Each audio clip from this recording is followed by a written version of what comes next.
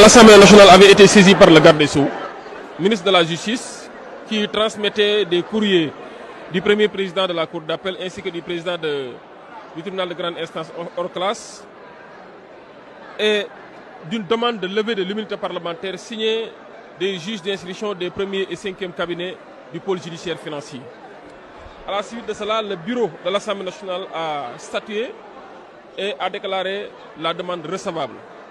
Ainsi, la commission des lois a été saisie au fond et conformément à l'article 52 du règlement intérieur et 34 également du règlement intérieur, effectivement, il a été convoqué, les membres de la commission de la loi ont été convoqués pour constituer la commission ad hoc composée de 11 membres, conformément à l'article 34 du règlement intérieur, 52 du règlement intérieur, de 11 membres, dont les membres sont répartis en fonction des groupes.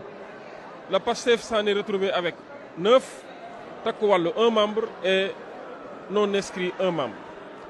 Alors, la commission s'est réunie, la commission des lois a constitué la commission ad hoc et il fallait passer encore par l'Assemblée nationale en plénière pour voter ou ratifier la résolution de cette commission.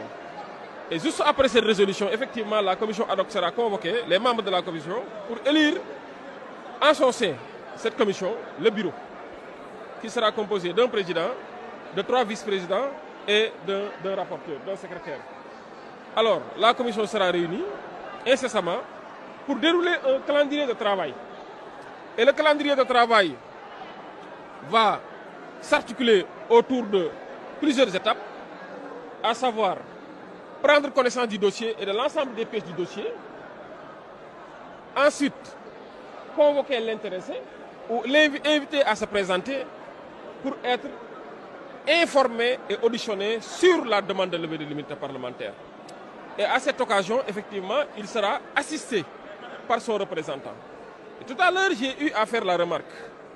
En réalité, l'article 52 nous dit que le concerné doit se présenter. Mais il y a une certaine pratique parlementaire qui tolérait ou qui autorisait à ce que son défenseur, même s'il ne se présente pas, son défenseur puisse se présenter et faire des observations. Ça, ce n'est pas du tout textuel. Le texte, ce qu'il a dit, est que l'intéressé, c'est-à-dire le député dont la levée de l'immunité parlementaire est sollicitée, doit se présenter. Alors, c'est à la commission de statuer, s'il ne se présente pas, est-ce qu'elle va tolérer que son défenseur puisse faire en lieu et place, en ses lieux et places, des observations.